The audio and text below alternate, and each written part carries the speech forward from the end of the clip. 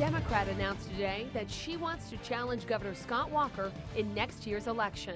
We've got to make some real changes in Madison.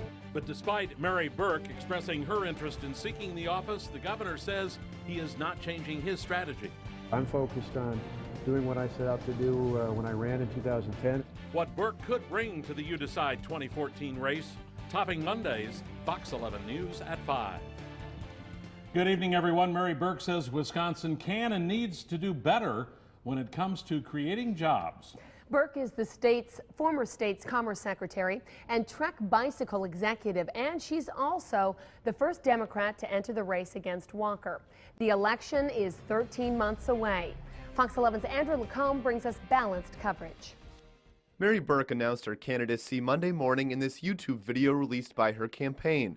In the video, Burke says she knows Wisconsin workers can compete with anyone in the world. That's why when you look at states like Minnesota, Indiana, and Ohio, you wonder, what the heck's going on? Because Wisconsin ranks 45th out of 50 states in projected job growth.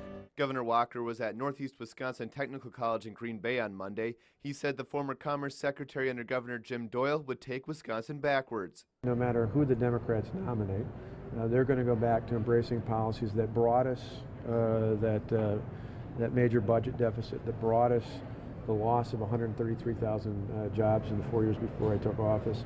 Burke also linked Madison to Washington, D.C., saying both governments aren't working. Just like Washington, our state capital has become so focused on politics and winning the next political fight, it's pulling our state apart and our economy down. Too often in politics, and we see it in Washington, people talk about things and never fix problems.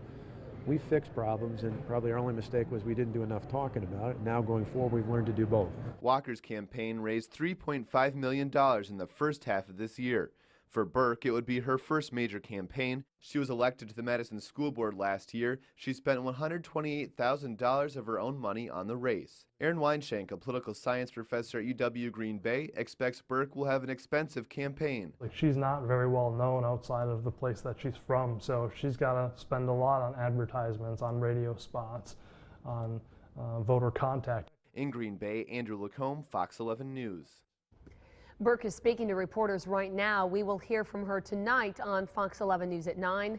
And she may not be the only candidate from the Democratic Party. State Senator Kathleen Vinehout from western Wisconsin told Fox 11 today that she is seriously considering running. She says she'll make a decision in early January.